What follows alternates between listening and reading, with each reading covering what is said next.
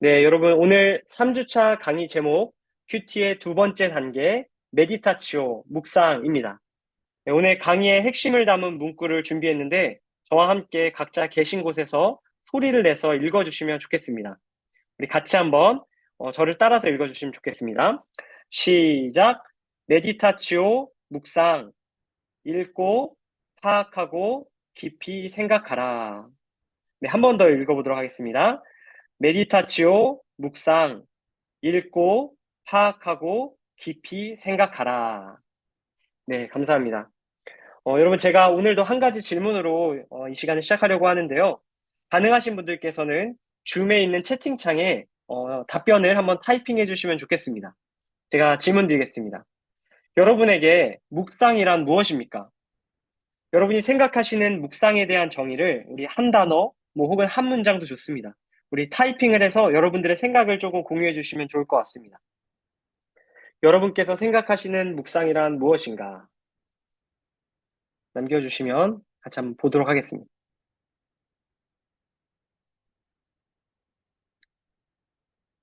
묵상이란 무엇일까요?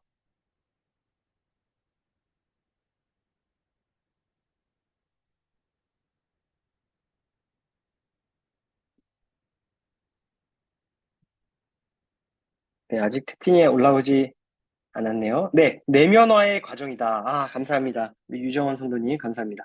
내면화의 과정이다. 불안정한 마음을 평온하게 하는 시간이다. 생각하기다. 소리내어 읽는 것이다. 아, 감사합니다. 말씀을 통해 하나님을 만나는 것이다. 하나님과 대화하는 시간. 좋습니다. 네, 감사합니다. 우리 여러분께서 답을 주셨는데, 네, 너무 좋습니다. 네, 각자 생각하시는 묵상에 대한 정의가 있을 겁니다. 묵상에 대한 다양한 이해들을 가지고 계시네요. 아, 하나님의 말씀을 생각하는 시간. 네, 감사합니다. 어, 제가 묵상에 대해서 좀 정의를 여러분들께 좀 드리려고 합니다. 묵상에 대한 정의를 드리기 앞서서 여러분 묵상과 함께 따라붙는 우리 개념이 한 가지 더 있습니다. 묵상이라는 말을 쓸 때 우리 자주 언급되는 것 중에 하나가 바로 명상일 것입니다. 여러분 묵상과 명상의 차이가 무엇일까요? 각자 마음속으로 한번 답해 보시면 좋겠습니다. 묵상과 명상의 큰 차이는 바로 채움과 비움에 있다라고 할 수 있습니다. 묵상이 우리 내면의 무언가를 채우는 행위라면 명상은 우리 내면에 있는 것을 비우는 행위라고 할 수 있습니다. 묵상은 우리 내면에 역동적인 어떠한 사건을 기대하는 행위라면 명상은 반대로 우리 내면의 고요함을 추구한다라고 말씀드릴 수 있겠습니다. 여러분, 그렇다면 묵상을 통해 저희가 내면에 채워야 하는 것은 무엇이겠습니까? 바로 성경 말씀이죠. 하나님께서 성경을 통해서 우리에게 주시는 하나님의 음성, 하나님의 말씀을 우리 안에 채워야 합니다. 우리가 성경을 읽을 때, 우리가 성경을 묵상할 때, 우리 내면에는 하나님의 말씀으로 인해 역동적인 일들이 벌어지기 시작합니다. 이것이 보통 일반적인 묵상에 대한 정의라고 할 수 있습니다. 그럼 여기서 한 발 더 나아가서 묵상에 대해 보다 다양한 정의를 내리신 묵상하는 그리스도인이라는 책의 저자 오대원 목사님께서 말씀하신 묵상의 이해를 잠시 소개해 드리려고 합니다. 오대원 목사님께서는 묵상을 다음과 같은 세 가지 특별한 개념으로 정리하셨습니다. 그 첫 번째, 오대원 목사님께서는 묵상은 대화다 이렇게 말씀하셨습니다. 여러분 구약 성경 안에 묵상하는 자를 묘사하는 단어 속에는 대화라는 개념이 담겨 있습니다. 로렌스라는 수사는 가장 달콤한 삶은 하나님과 끊임없이 대화하며 사는 삶이다 라고 이야기했는데 그가 말한 삶이란 묵상의 열매이기도 하고요. 묵상의 과정을 묘사한 것이기도 합니다. 인간의 대화에서와 마찬가지로 묵상에서 하나님께 이야기하는 것과 하나님께서 하시는 말씀을 듣는 것이 모두 포함되는 의미입니다. 묵상은 바로 이 멋진 대화의 문을 열어주는 것이라 이렇게 이야기할 수 있습니다. 또한 시편 기자 역시 이것을 다음과 같이 묘사합니다. 시편 16편 8절 말씀인데 제가 읽어드리겠습니다. 내가 여호와를 항상 내 앞에 모시며 그가 내 우편에 계심으로 요동치 아니하리로다. 아멘. 네, 두 번째 개념입니다. 우리 오대원 목사님께서 말씀하신 묵상이란 예배입니다. 묵상은 예배라는 것입니다. 구약 성경 안에 예배로서의 묵상에 대한 말씀도 많이 나옵니다. 때로는 묵상과 예배, 이 두 단어가 거의 같은 뜻으로 쓰이기도 합니다. 묵상이라는 것은 예배의 마음으로 하나님의 말씀인 성경을 읽고 연구하는 것이라고 할 수 있습니다. 다시 말해 묵상은 예배의 기초와 같다라는 것입니다. 묵상은 우리를 예배로 이끌며 진정한 예배자는 먼저 하나님의 말씀을 참되게 묵상하는 자다. 이렇게 오대원 목사님께서 말씀하셨습니다. 오대원 목사님께서 말씀하신 세 번째 묵상에 대한 정의입니다. 묵상은 기도다입니다. 여러분, 성경은 기도로서의 묵상을 또한 이야기하고 있습니다. 묵상은 예배하는 자세로 성경 말씀을 기도로 아뢰는 것이라고 말씀드릴 수 있습니다. 제자들은 예수님께 이렇게 부탁한 적이 있었습니다. 주님, 기도하는 법을 가르쳐 주십시오. 여러분, 이것은 모든 시대의 그리스도인들이 주님께 구하는 것입니다. 기도하는 방법은 우리가 분명히 배울 필요가 있습니다. 기도하는 방법을 배우지 않으면 우리의 욕망이나 욕구, 쾌락 등을 기도와 혼동하기 쉽기 때문입니다. 그러므로 우리는 성경을 통해 묵상하는 과정을 통해 기도하는 방법도 배워야 합니다. 묵상이 바로 이 기도의 기능을 겸한다고 볼 수 있는 것이죠. 네, 여기까지가 우리 묵상하는 그리스도인의 저자 오대원 목사님께서 말씀하신 세 가지 묵상의 개념입니다. 여기에 제가 한 가지 더 추가해서 제가 관심 있는 우리 신학자 디트리 보네퍼라는 사람이 묵상에 대해 정의한 우리 인상적인 글귀가 있어서 여러분들에게 이것도 짧게 소개해 드리려고 합니다. 신학자 디트리히 보네퍼라는 사람이 묵상에 대해 이렇게 정의한 내용이 있습니다. 신학자 디트리히 보네퍼는 독일 나치의 손에 죽기 몇 년 전 자신에게 신학을 배웠던 사람들과 정기적으로 편지를 주고받으며 끝까지 기도와 묵상을 하라고 그들을 격려했습니다. 최전선에 있는 한 군인에게 쓴 편지에서 그는 묵상에 대한 의미를 담아 이렇게 이야기합니다. 날마다 내게 적용되는 하나님의 말씀을 고요히 묵상하는 시간은 내 삶의 질서가 분명해지는 순간이다. 묵상은 평안과 인내와 기쁨의 원천이다. 이어서 그것은 우리 삶에서 질서에 공헌하는 모든 힘들을 한데 끌어오는 자석과도 같다. 그것은 깨끗한 표면에 구름과 태양을 비추는 깊은 물과도 같다. 네, 디트리 보네퍼가 이렇게 멋지게 표현했습니다. 그럼 묵상에 대한 오대원 목사님의 정의도 또 보네퍼의 정의도 모두 저희의 묵상에 대한 이해를 넓혀주는 참 좋은 정의라고 생각합니다. 그렇다면 조금 더 과거로 돌아가서 과연 종교개혁자들은 묵상에 대해서 어떻게 정의할까요? 우리가 계속해서 이 강의의 베이스가 되고 있는 기도 묵상 실현, 이 교재 안에 그 묵상에 대한 이해가 담겨 있습니다. 특별히 저희는 루터가 이야기하는 묵상에 대해 우리 함께 보도록 하겠습니다. 루터가 이야기하는 묵상이란 다음과 같습니다. 저희가 앞서 우리가 오늘 주제 표어로도 말씀드렸던 것인데 1번 읽기고요. 2번 파악하기, 3번 깊이 생각하기입니다. 여러분, 루터가 생각한 묵상은 읽기와 파악하기와 깊이 생각하기가 반복되는 과정입니다. 이 루터가 말한 묵상의 방법은 개신교 전통에 입각한 묵상입니다. 오늘은 이 묵상의 3단계를 함께 나누고 이것을 통해서 묵상의 유익과 우리 묵상의 가치를 한번 살펴보도록 하겠습니다. 첫 번째입니다. 우리 묵상 첫 번째 읽기입니다. 루터가 이야기한 묵상의 첫 번째 단계인 읽기라는 것은 단순히 우리가 말씀을 정독하는 것뿐만 아니라 밑에 나와 있듯이 낭독과 반복까지 포함한 개념입니다. 루터는 낭독과 반복 읽기는 말씀을 주의 깊게 보게 하고 그 주의 깊게 본 말씀이 우리의 마음에 적용하게 된다라고 말했습니다. 루터는 묵상이란 성경 구절을 피상적으로 읽는 것을 의미하지 않는다고 말합니다. 그는 주어진 본문의 말씀을 정독하고 낭독하고 반복적으로 읽음으로 인해 그 의미를 깊이 깨닫고 그런 식으로 우리 안에 하나님의 말씀을 채워야 된다라고 말하고 있는 것입니다.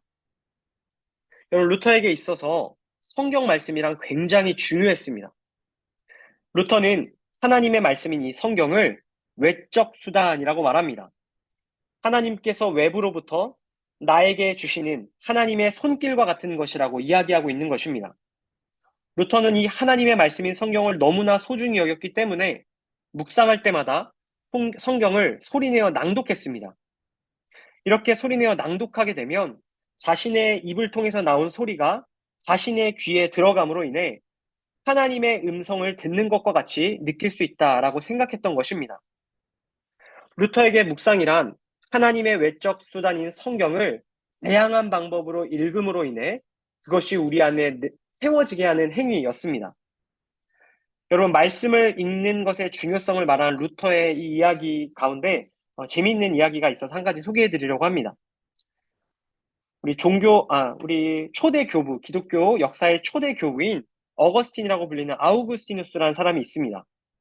이 성 어거스틴은 그의 젊은 시절 하나님을 떠나 방탕하게 살던 도중에 자신의 마음속에 인생 전체가 비틀린 것 같은 지독한 불안에 사로잡혀서 안절부절 못하는 하루하루를 보냅니다.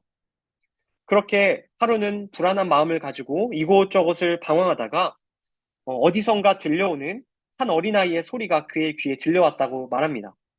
그가 들었던 옆집 소년의 소리는 바로 톨레 레게라는 단어였습니다. 이 아이는 이 어거스틴에게 한 이야기가 아니고 자기들끼리 이제 노래처럼 부르던 그런 용어입니다. 톨레 레게.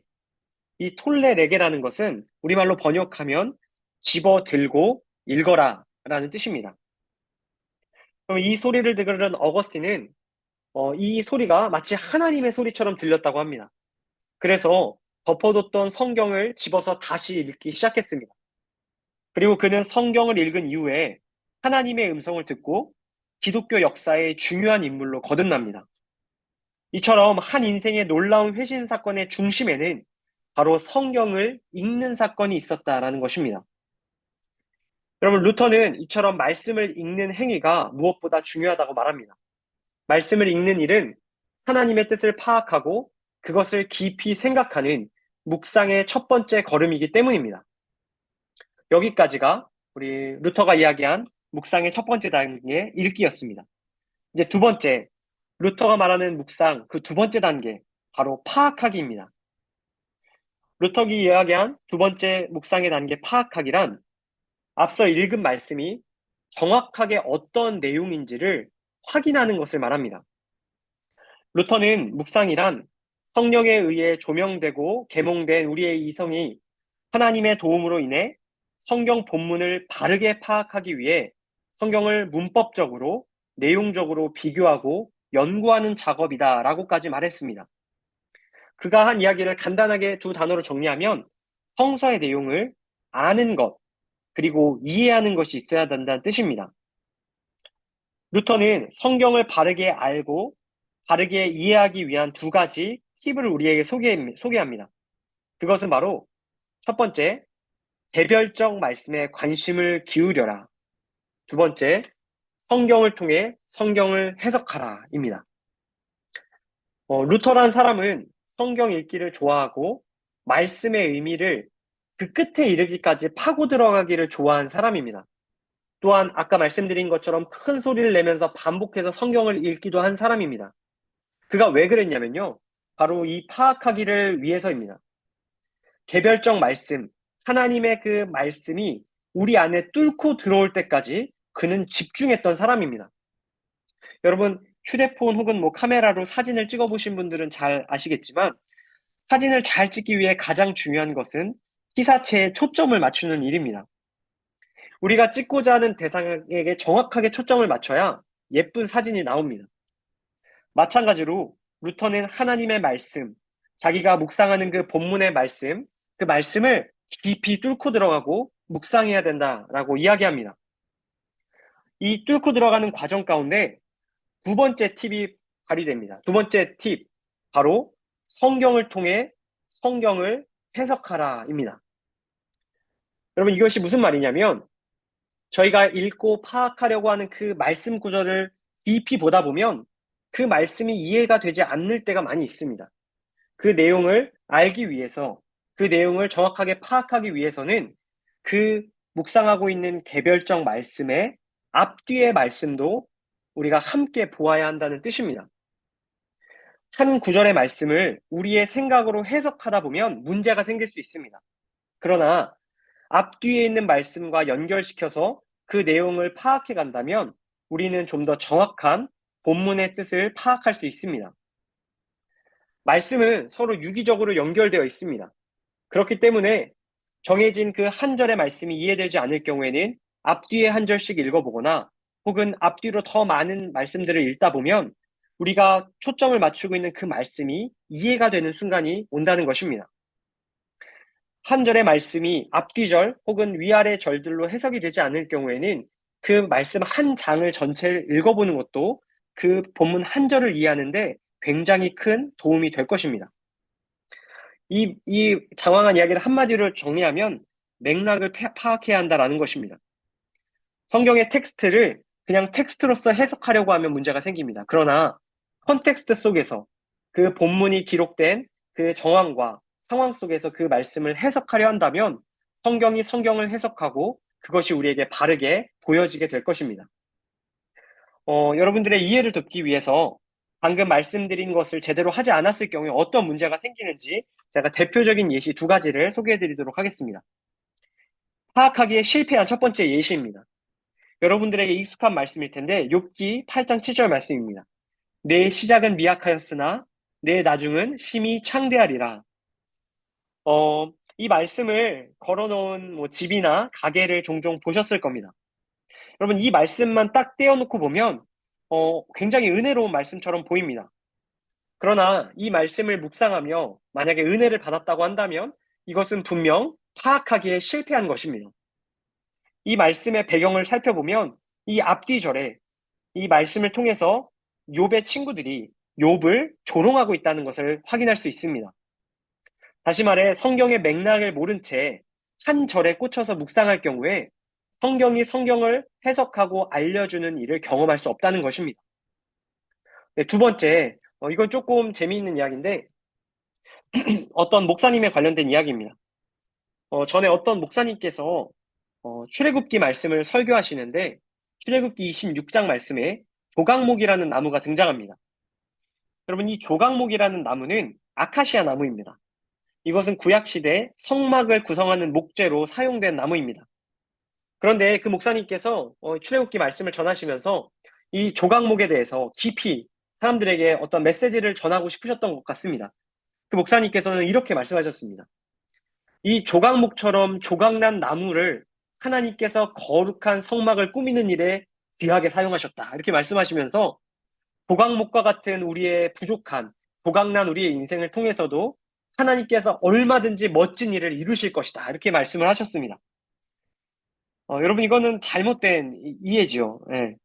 이 조각목이라는 게 조각난 나무를 의미하는 것이 아니기 때문입니다. 이 조각목이란 아카시아 나무의 어떤 번역입니다. 다시 말해서 이 단어의 정확한 뜻, 이 어원을 확인하지 않으면 이러한 잘못된 해석으로 이어질 수 있다는 것입니다. 저희의 묵상에서도 이러한 문제들이 쉽게 발견될 수 있습니다. 다시 파악하기를 다시 정리해 드립니다.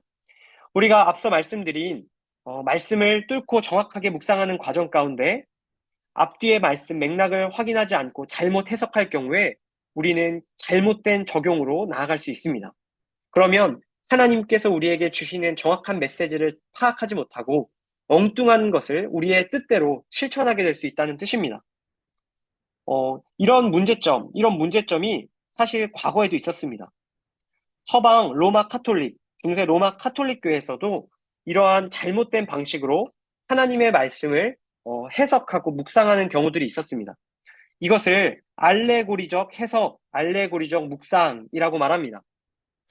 이 알레고리적인 묵상이란 상징적인 묵상이란 뜻입니다. 로마 카톨릭 교회는 성경 말씀의 맥락이나 어법이나 원어의 뜻을 고려하지 않고 말씀을 그냥 자신의 생각대로 묵상하고 해석했습니다. 자신의 생각과 경험, 감정과 느낌으로 말씀을 그저 신비적으로 해석하려고 노력한 것입니다. 이와 같은 자의적인 해석 방법은 잘못된 묵상으로 이어집니다. 본문이 말하고 있는 것과 전혀 다른 의미를 묵상하고 그것을 나에게 적용하는 것입니다. 그리고 이러한 잘못된 영적 해석을 카톨릭에선 오히려 훌륭한 해석이라고 지금까지 생각하고 있습니다. 우리는 이러한 알레고리적 묵상에 빠져 있을 가능성이 굉장히 높습니다. 성경의 한 단어를 그저 나의 생각으로 해석하다가 이런 문제가 생길 수 있는 것입니다. 그래서 제가 여러분들께 권면드리는 것은 우리는 먼저 성령 하나님의 도우심을 구해야 합니다. 우리가 말씀을 바르게 이해할 수 있도록, 바르게 해석할 수 있도록 먼저 성령 하나님의 도우심을 구하는 것이 필요합니다. 그리고 성령께서 우리의 지성 가운데 말씀을 깊이 묵상할 수 있도록 주신 여러 가지 방법들이 있습니다. 제가 방금 말씀드린 것처럼 그 말씀 한 절을 묵상하는 방법뿐만 아니라 앞뒤의 말씀들을 묵상하고 그 본문의 배경을 파악하는 등 다양한 방법들을 통해 성령님과 함께 말씀을 파악하는 것을 해야 합니다. 이렇게 말씀드리면 좀 추상적일 수 있어서 제가 구체적인 제가 말씀드린 것들을 실천할 수 있는 방법을 또 몇 가지 소개하려고 합니다. 첫 번째, 여러분들 쉽게 접할 수 있는 방법입니다. 바로 생명의 삶이라는 큐티책을 사용하는 것입니다. 이 생명의 삶이라는 큐티책 안에는 그날의 묵상할 본문에 대한 전체적인 배경이 기록되어 있습니다. 그 배경과 흐름과 맥락을 이 본문 뒤쪽에 보시면 잘 정리되어 있습니다.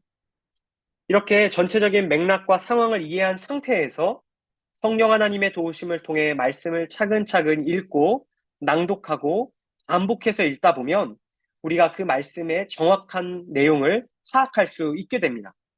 그러면 바르게 적용할 수 있는 것이죠. 생명의 삶에 해당 본문에 대해 이해하기 어려운 단어들에 대한 정리도 되어 있습니다. 여러분들이 이 단어를 봤을 때 무슨 뜻인지 이해가 되지 않는 것들은 좀 어렵다 싶은 단어는 이제 밑에 작은 란에 그 단어가 어떠한 원어의 뜻을 갖고 있는지 적어놓고 있습니다. 그래서 생명의 삶으로 큐티하는 것이 여러분들이 정확하게 그 내용을 파악하는 데 도움이 될 것이라고 말씀드립니다. 그리고 여러분들이 만약에 생명의 삶으로 그날의 본문을 묵상하다가 나와 있지 않는 부분 혹은 단어나 어떤 궁금한 것들이 더 있다면 성구사전이라는 것을 참고해도 좋겠습니다. 이 성구사전이라는 것은 성경에 나오는 단어들을 모두 정리해 놓은 단어 사전입니다. 여기에 나오는 해당 본문의 단어를 찾으면 그 단어가 어떤 의미인지 이 단어를 통해서 그 한 절의 말씀을 정확하게 파악할 수 있습니다. 이 성구사전을 활용하는 것도 제가 권면드립니다. 그리고 마지막으로 성구사전으로도 해결되지 않는 부분이 있다면 주해 성경이 있습니다. 우리 주석 성경이라고도 말씀하는 우리 주해 성경이 있습니다. 이 주해 성경은 성경 본문의 내용을 조금 더 깊이 있게 연구해 놓은 성경책입니다. 이 성경책을 통해서 이 본문의 내용을 보다 정확하고 깊이 있게 파악할 수 있습니다. 방금 말씀드린 이 생명의 삶과 성구사전과 이 주해 성경을 통해서 여러분들이 정해진 본문을 묵상할 때 많은 도움을 얻게 되실 거라고 생각합니다. 네, 이제 마지막입니다. 우리 루터가 말한 묵상, 그 세 번째 단계는 깊이 생각하기입니다. 여러분, 묵상의 마지막 세 번째 단계, 깊이 생각하기란 되새김과 적용점을 찾는 것입니다. 루터는 이 깊이 묵상하기에 대해서 다음과 같이 말했습니다. 제가 읽을 때 여러분 눈으로 한번 읽어보시면 좋겠습니다. 성령님께서 그 말씀으로 무엇을 의도하시는지를 깊이 상고해야 합니다. 당신이 그 말씀을 실증내지 않도록 주의하고 또한 당신이 2번 읽은 것으로 충분히 읽고 듣고 말했다고 생각하여 모든 것을 근본적으로 다 이해한다고 생각하지 않게끔 주의하십시오. 네, 여러분, 루터는 자신이 파악한 말씀, 앞에서 읽고 파악한 말씀을 자신이 깊은 내용까지 다 이해했다고 생각하지 않도록 주의하라, 이렇게 말합니다. 그가 이렇게 말한 이유는 하나님의 말씀은 매 순간 새로울 수 있기 때문입니다. 동일한 구절을 이해하고 묵상하더라도 이전에 했던 것과 완전히 다를 수 있습니다. 때마다 하나님의 진리의 다른 면을 강조하시며 다른 방법으로 다양하게 말씀하시는 것이 바로 큐티이기 때문입니다. 그러므로 저희는 성령께서 내게 이 본문의 말씀을 통해 오늘은 무엇을 말씀하실지 기대하며 되새기며 이 말씀을 묵상하는 것이 필요합니다. 또한 깊이 생각하기, 이 되새김에 대해서 루터는 이렇게 말합니다. 되새김이란 사람들이 감정을 가지고 다시 한번 말씀을 보고 아주 열심히 그것을 묵상하는 것 이외에 아무것도 아닙니다. 이렇게 함으로써 한 귀로 듣고 한 귀로 흘린다는 속담같이 되지 않으며, 또한 말씀이 마음에 오래 머물러 있고 말씀이 마음에 오래 밑으로 가라앉아 가장 깊은 내부로 옮겨가는 것입니다. 여러분, 루터가 말한 이 되새김이라는 것은 어떤 신비적인 영적인 알레고리적인 해석을 하는 것이 아니다라는 뜻입니다. 오히려 되새김을 통해서 이성적으로 이 말씀을 다시 한번 정리하고 그것이 내 가장 깊은 곳으로 가라앉아서 그것이 내 삶에 어떻게 적용될 수 있을지 차분히 생각하는 과정이 바로 되새김, 깊이 생각하기다라는 것입니다. 루터의 말처럼 성경 말씀은 단순히 우리의 기억에만 뿌리를 내리는 것이 아닙니다. 오히려 훨씬 더 깊은 우리의 영혼 가운데 뿌리를 내려야 합니다. 그래서 하나님께서 영적으로 주시는 깨달음을 통해 우리가 삶의 중요한 부분에, 우리가 필요한 부분에 적용하는 은혜가 있어야 한다는 것입니다. 여러분, 이처럼 루터의 깊이 생각하기, 우리 안에 그 말씀을 다 안다고 생각하지 않고 겸손하게 그 말씀을 다시 보고 읽고 파악하는 그 과정을 통해서 우리는 하나님께서 주시는 그 진리를 깨닫게 될 것입니다. 우리의 삶 가운데 하나님께서 원하시는 바를 발견하게 될 것입니다. 여러분이 이처럼 묵상이라는 이 귀한 보물함을 열게 되실 때 여러분들은 많은 유익들을 누리실 수 있습니다. 오늘 그 유익들을 제가 여러 가지 준비했는데 짧게 언급만 하고, 시간상 짧게 언급만 하고 지나가도록 하겠습니다. 첫 번째, 우리는 묵상할 때 소생과 회복을 경험합니다. 시편 기자는 이렇게 말합니다. 여호와의 율법은 완전하여 영혼을 소성케 하고. 아멘. 네, 두 번째, 우리는 묵상을 통해 지혜 안에 걷게 됩니다. 여호와의 증거는 확실하여 우둔한 자로 지혜롭게 하며. 아멘. 우리 세 번째, 우리는 묵상할 때 기쁨으로 충만해집니다. 여호와의 교훈은 정직하여 마음을 기쁘게 하고. 네 번째, 우리는 묵상을 통해 하나님의 뜻을 이해하게 됩니다. 여호와의 계명은 순결하여 눈을 밝게 하도다.